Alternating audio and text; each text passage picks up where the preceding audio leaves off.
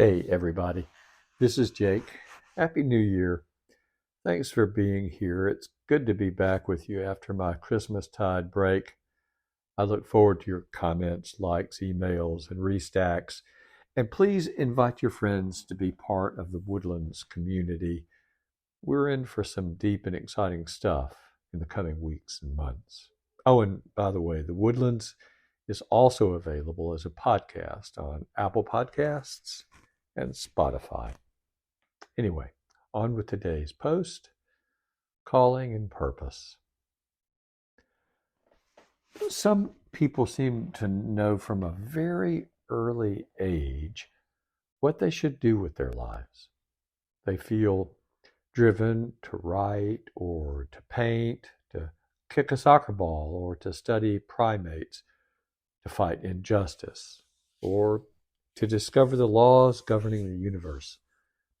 Think Annie Dillard, Pablo Picasso, Jane Goodall, or Stephen Hawking. They will sacrifice time and money, reputation and relationships, and sometimes even their health for the sake of this defining passion. If they were prevented from pursuing their desire, their life would seem to them to be hollow, unbearable. When people talk about calling or vocation, they often have this sort of thing in mind. A calling defines who we are, and being who we are makes life worth living. As the writer Emily Esfahani Smith points out, most people will not experience a Jane Goodall-sized sense of calling. If we are able to feel that life is worth living only if we have that sort of vocation, most human beings will spend their lives sinking into despair.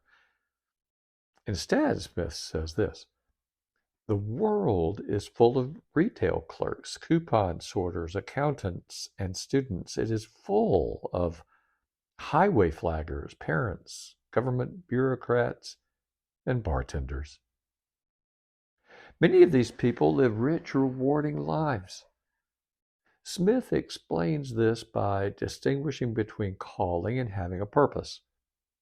Most people don't find meaning in their job as such. Rather, the job, whatever it may be, presents for them the opportunity to help other people. That is why their lives feel worth living.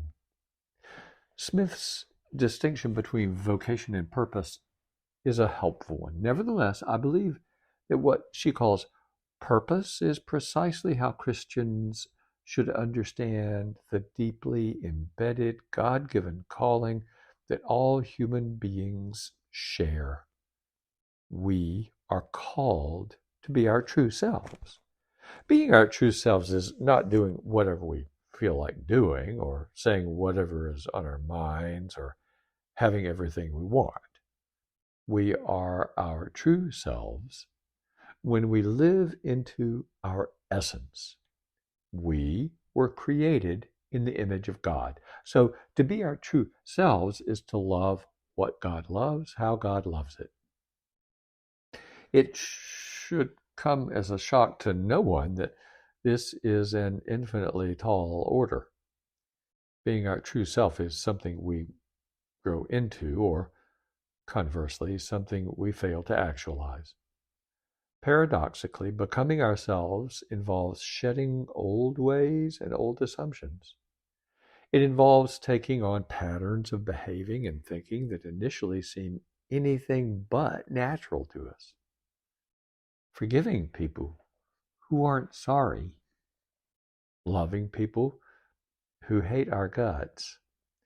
Giving our stuff away to people who haven't earned it. Seeing every stranger not as a threat, but as the friend we're about to make.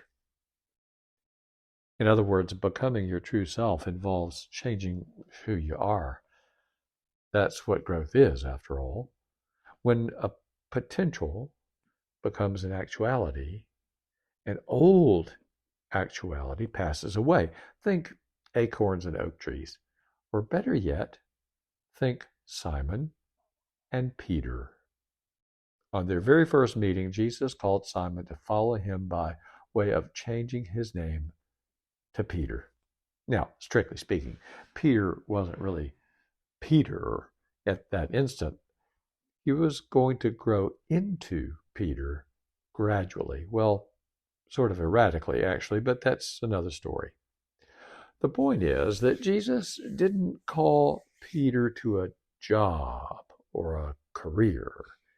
He called Peter to be somebody, to be the image of God in whatever circumstances he found himself, whether he was preaching or eating dinner with Gentiles, whether he was fishing or healing the sick. That activity was the means by which Peter could love. Flash forward to the end of John's Gospel. Remember that crucified Jesus had risen and appeared to his friends. Time had passed, and the disciples were out fishing. Jesus showed up, and they all shared a seaside breakfast of bread and fish. 3 times Jesus asked Peter, "Do you love me?" And each time, Peter said yes. Jesus told him to feed his sheep. Love, in other words. Make everything you do an expression of the love that God is pouring into you. Jesus showed us how to love in our ordinary lives. Whatever our jobs may be, whatever activities may fill our days, we can make our lives an expression of love. We can pursue our calling. We can strive to love what God loves, how God loves it. If you want to find your calling, follow the example of Jesus. Take every present moment, no matter how mundane or stressful or baffling, as an opportunity to love. For more on finding your calling and how purpose makes life meaningful, you can see my book, Looking for God in Messy Places. But for now, here's some more food for thought from some authors I admire. We'll start with Wendell Berry. My wish simply is to live my life as fully as I can. In both our work and our leisure, I think we should be so employed.